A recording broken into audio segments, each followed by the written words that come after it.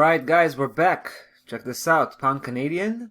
We have to come back here, guys. We've been here just yesterday talking about this bearish conviction that we had, right? Medium to long term bearish conviction, also bearish position.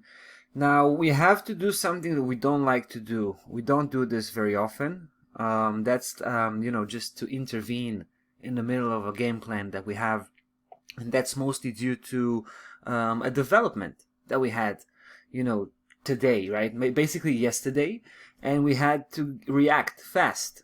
So sometimes that happens. Basically what happens is that we have to switch from the long-term overview that we had to a local overview that we must react to. It's we have to basically get in line with the short-term cycle and forget about the long-term cycle. So we're putting our bearish conviction on hold, so to speak, right? What we're gonna do, guys, is we're gonna flip over, but we're gonna assign this new bullish position to the short-term portfolio, because here we're just chasing a move that should be reaching 71.30. Possibly 71.75, where the previous highs are.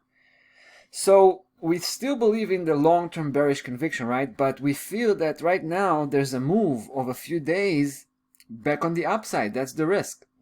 We find this particular formation, check this out, this is a 4-hour chart, right? We have a bit of a back and forth here. We have this downside move followed by this upside, right? That's leg number 2, and then the third leg on the downside. And here's the troubling part, right? That's why we come up right now very quickly with this announcement that we have to put that bearish conviction on hold and even flip over for the short term, because price took, with this third leg, price took the previous low, right? That's the first. Then it made this U-turn and actually managed to break over, right, to cross over, 70.33 and 70.26, both of them. And I know it's just a 4-hour chart, so it's a bit of a shaky ground I'm walking on right now. But the fact that price made that U-turn and crossed over these two key levels and even spiked them from above kind of suggests that it may be on the way up. So here's what we're going to do. We're pulling out from that, bad bearish position we had, which is pretty much around break even right now. So we're not taking any losses, right? But we're also flipping over, trying to catch about 100 pip, aiming at 71.31, right? That's going to be our primary target. Now, if price by the end of today will cross back below 70.33 and close the day basically looking like this,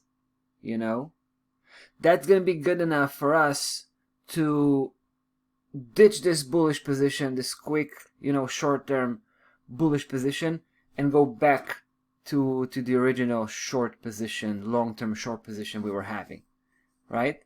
That's the game plan, all right? That's what we want to do right now.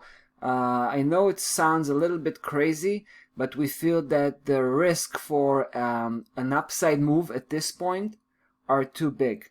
Right, we don't want to take the pound Canadian now 100 or 150 pip on the way up just to wait for it and then kind of, jump back in, maybe double down. It's too big of a move to absorb, right? So we're getting out and we're flipping over and we'll see what happens, right?